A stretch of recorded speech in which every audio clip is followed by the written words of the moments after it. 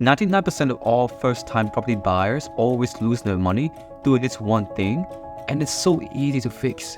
They always execute the steps the wrong way, or just let their lack of experience be their downfall, which could easily be fixed if they had the right guidance. That's why in this video, I'll go through the steps in the property buying process. I'll also show you the key in outperforming the 99% of the property buyers. And lastly, I'll share some of the warnings of what to look out for when purchasing your first property. Looking back when I was purchasing my first property, it was really hard and overwhelming because no one around me has similar experiences. I mean, I'm quite young, so everyone around me is also around 25, 26 years old, and it's extremely difficult to purchase one at this age.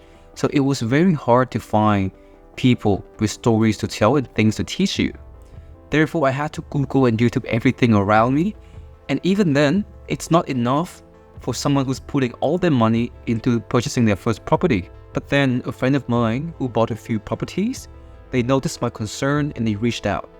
They shared me their experiences, and they also told me one advice was that I need to put my trust onto real estate agents. Trust them and let them do the work. They told me that I was being too risk averse and that if I want to make money, I have to be braver because scared money don't make money. And that really stuck with me for a while. I thought I was putting the idea of money too important. I was putting it over everything else, and it was stopping me from making a decision. So I took on their advice, and when I started doing that, nothing could happen.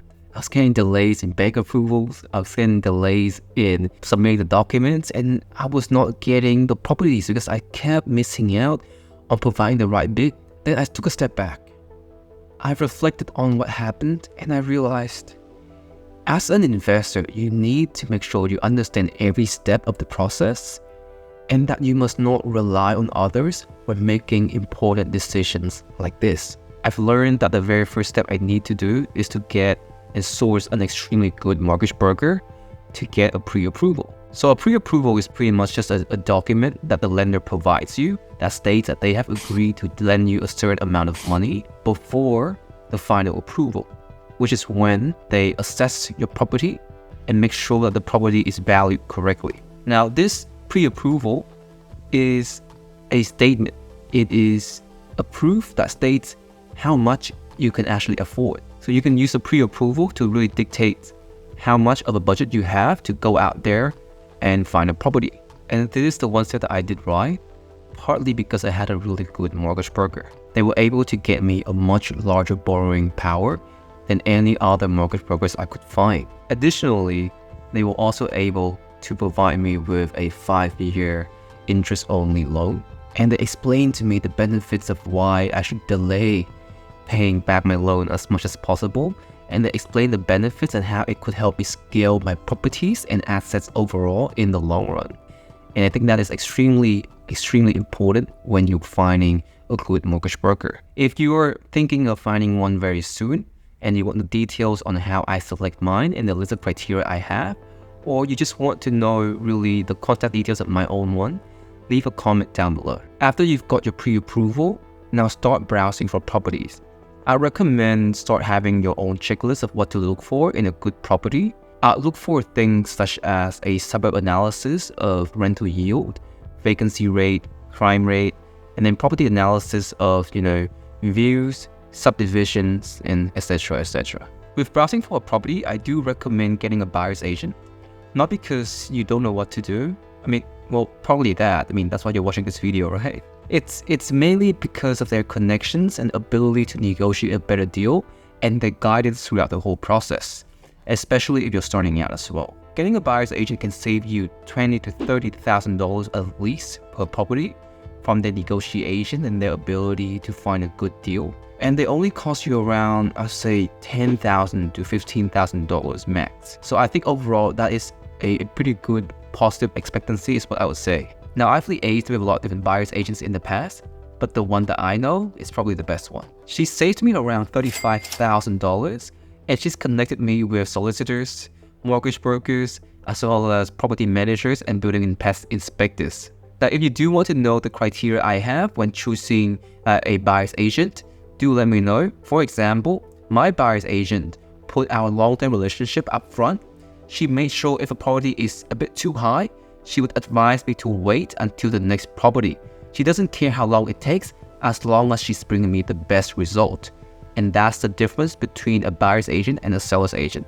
Now, if you don't prefer that, if you like to venture out and find your own thing, that's fine too. You can always Google online for another broker. For example, you can go on realestate.com.au, Domain, or any other mortgage broker or buyer's agent or seller's agent out there. However, be mindful that a lot of the agents you find online will be seller's agent, meaning their best interest in mind is for themselves and the commission they receive from selling things faster and from selling properties of higher values. So it's very hard and you have to go out there and negotiate for yourself. Step 3, once you found a property that meets all of your criteria, you now ask the vendor or the seller for a contract of sale. A contract of sale is just a legal document or legal contract between you and the seller, listing out all of your conditions as well as the pricing.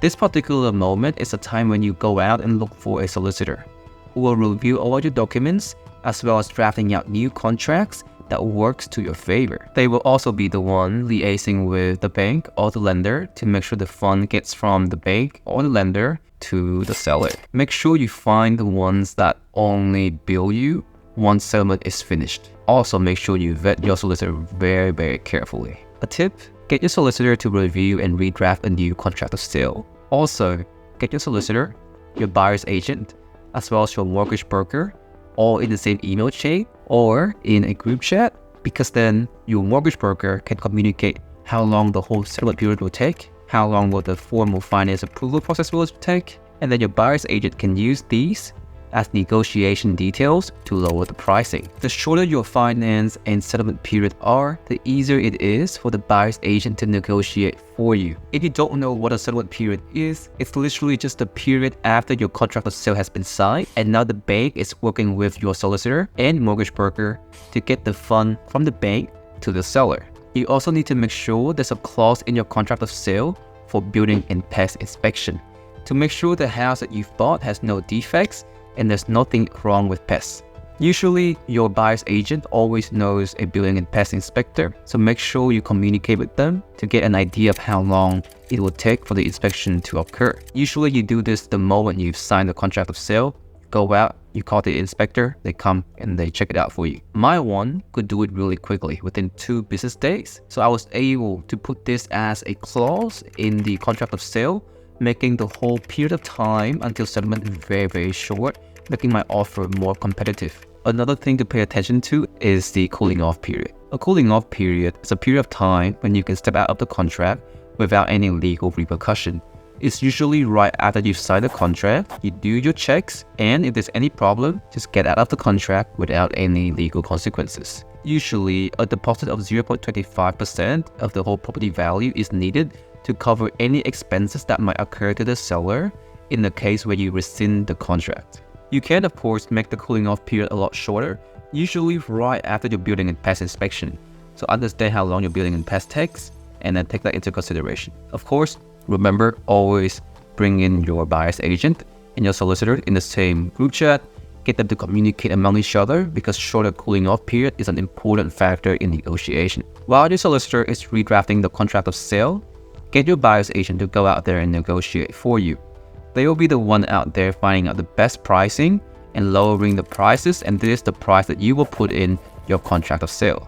For my first property, my buyer's agent was able to negotiate down from $750,000 to $730,000 for it.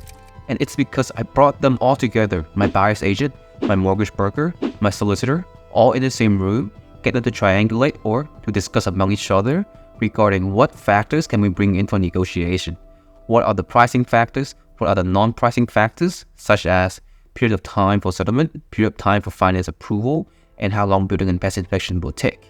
These are all very, very important while negotiating. Once your contract of sale has been redrafted by your solicitor, send it to your seller's agent. If the seller accepts your offer, they will send you a digital contract of sale to sign.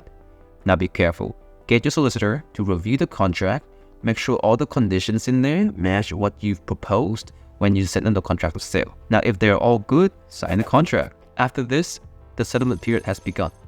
The seller or the seller's agent will ask you for a 0.25% cooling off period deposit, so just follow their instruction. At the same time, you need to initiate the final finance approval process. So send a signed contract of sale, the details of your solicitor, a rental appraisal, all to your mortgage broker, so they can then order a valuation of your property for the bank. The valuation could take a day or two. Then the valuation report is passed back to the lender or the bank for them to reassess and convert to a formal approval. This will take another 3 to 4 business days. As long as the valuation matches the price of the property, it should be pretty straightforward for your loan to become locked in and unconditional. In parallel, you should also start getting your building and pest inspection done the moment settlement has begun. Your deadline is pretty much what you have stated out in the contract of sale. Once you've gotten your report, send it to your buyer's agent to check and to find out how much spending is needed to fix any issues raised by the inspection. Use this to negotiate your contract once again. If there's a lot of issues, like very structural issues, you can use that as ground to cancel your whole contract and get your money back. If all of this is good, meaning you get your finance approved, you also get your building and pest inspections all done and well, now go ahead and proceed with paying the remaining of your deposit, which is usually 10% minus the 0.25% you paid initially in the cooling off period. However, this can differ based on your contract as well. You also need to pay your buyer's agent now too. It's usually due once all your checks are done. Now at this point, you should also need to look into insurances. So things like home and content insurance, as well as your income insurance and disability insurance. All of these are required by your lender or your bank. The home and content or building and content insurance covers you in the case where a catastrophe happens, like a flood happens, and your whole house gets destroyed, then the insurance company would pay you out.